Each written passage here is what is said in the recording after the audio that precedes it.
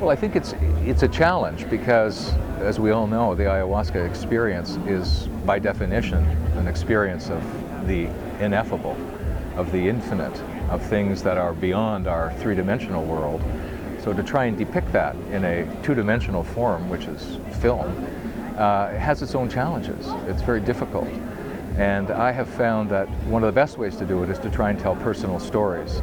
Because when people tell their stories, it evokes images, at least for the teller. And then as a filmmaker, you can rely on what they've told you to create the images that manifest best in their vision. So that's what I tried to do, and I saw that you did it very beautifully in your film too. But it is tricky. But the reason I think we do it, the reason we try and do films about these ineffable experiences, is because we want to let people know that these experiences exist, and that in a sense they're part of our human birthright to have these experiences. In fact, it's what makes us most quintessentially human.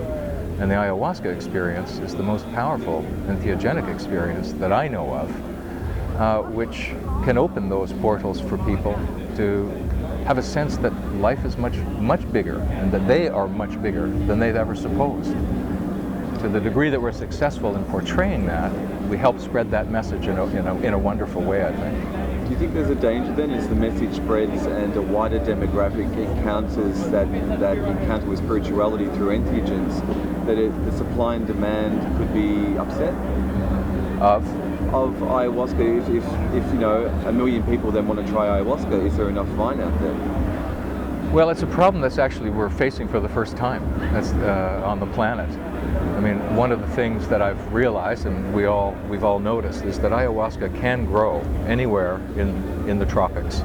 So although its epicenter is the Amazon, it can now, conceivably grow in that same equatorial belt in Africa, in Asia, and of course in greenhouses all over the world. And people are beginning to think about how they can cultivate their own ayahuasca, or in other countries, to be able to have a steady state economy, let's say, of ayahuasca, so that they continue to replenish the amount that they use. This is why people grow it in Hawaii as well.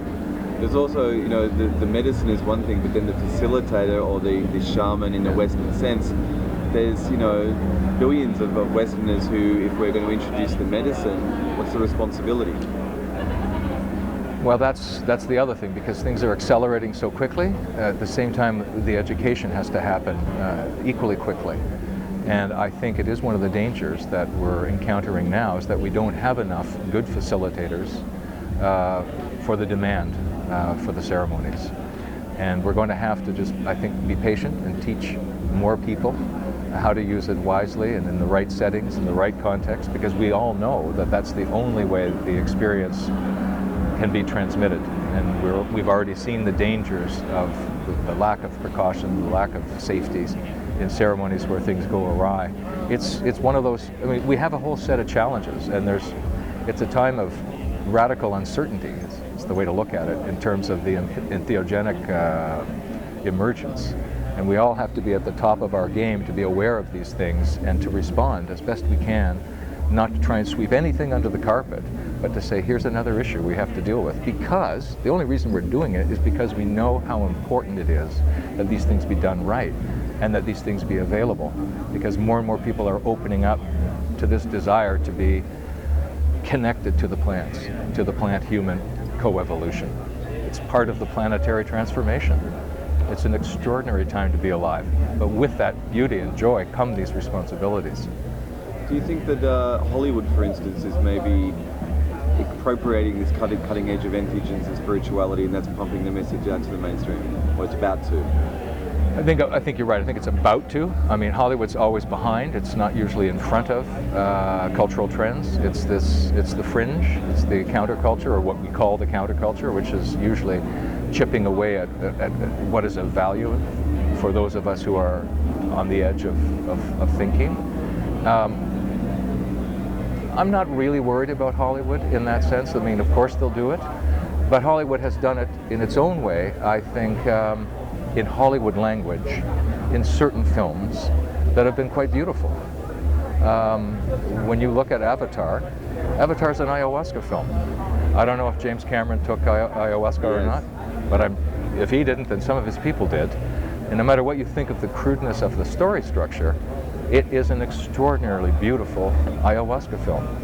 And I think Terrence Malick's Tree of Life is an ayahuasca film, because he brings in our connection to the cosmos, right down to the daily life.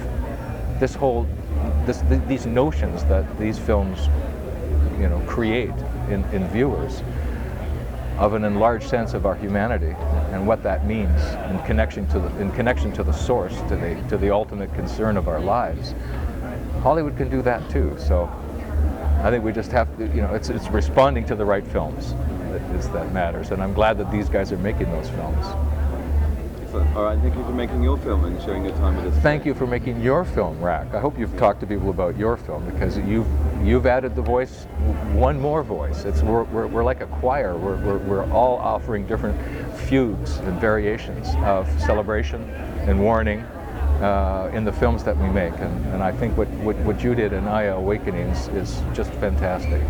The pacing, the music, the graphic artistry, and your personal journey has added to that rich tapestry of ayahuasca stories, ayahuasca films that we all need.